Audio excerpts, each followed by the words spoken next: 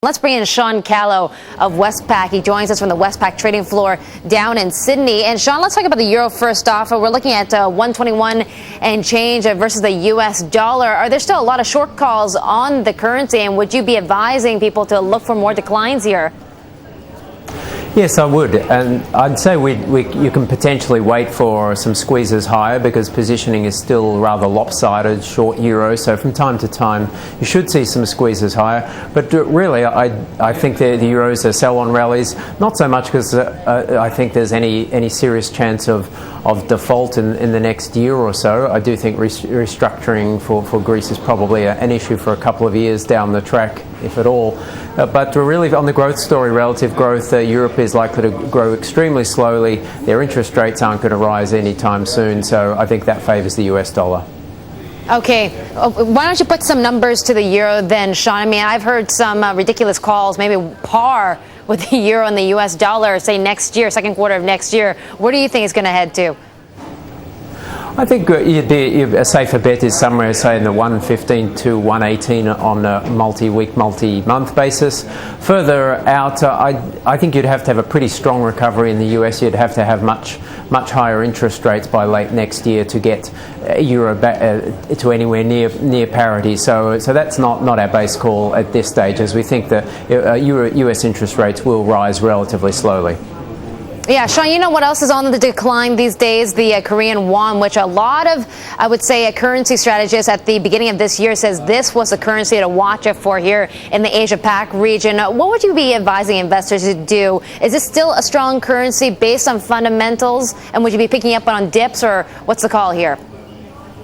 Yes, look, in the longer-term picture, if your time horizon is 6 to 12 months down the track or longer, then certainly Korea is running a strong trade surplus. Until recently, at least, portfolio inflows were quite strong as well. So the underlyings for the won do seem to be intact. But we do get these bouts from time to time when risk aversion picks up globally.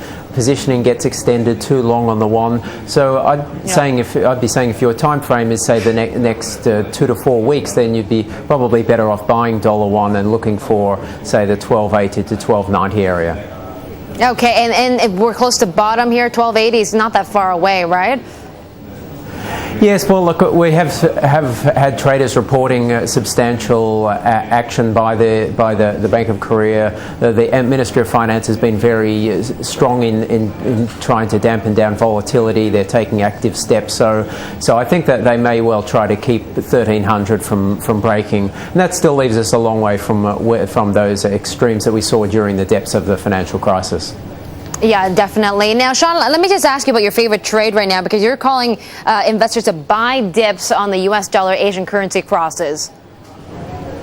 Yes, look, I think probably as a basket, that's the best for the region. We've also got a short Aussie trade-weighted index. They're similar sorts of calls that on a sort of 2 to 4 week basis, we would expect the growth currencies to struggle. So that includes Aussie, includes the Asian currencies, and particularly the ones that have had the biggest run-up. So Korea's one of those. India's also at risk, and Malaysian ringgit probably as well.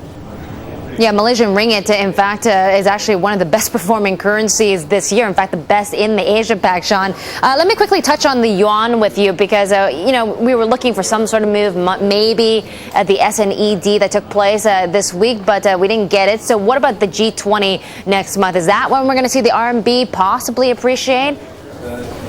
Yes, look, I think the window is still open for China to take some action. It doesn't have to be substantial at all. Perhaps just a widening of the band and a little modest movement in the spot rate versus the dollar. I think that would be enough for the US Treasury, for Tim Geithner to take back to Washington when this window closes. Essentially a 3-month window from early April to early July is what Geithner opened for China to take some action. But by then he's going to have to produce that semi-annual review for Congress that is required by law. He has to write it on currency manipulation, and if China can provide any sign of flexibility between now and early July, then he can happily write that report and completely take off the table the notion of China being named as a manipulator. All right, Sean, thanks for your time today. That's Sean Callow of Westpac.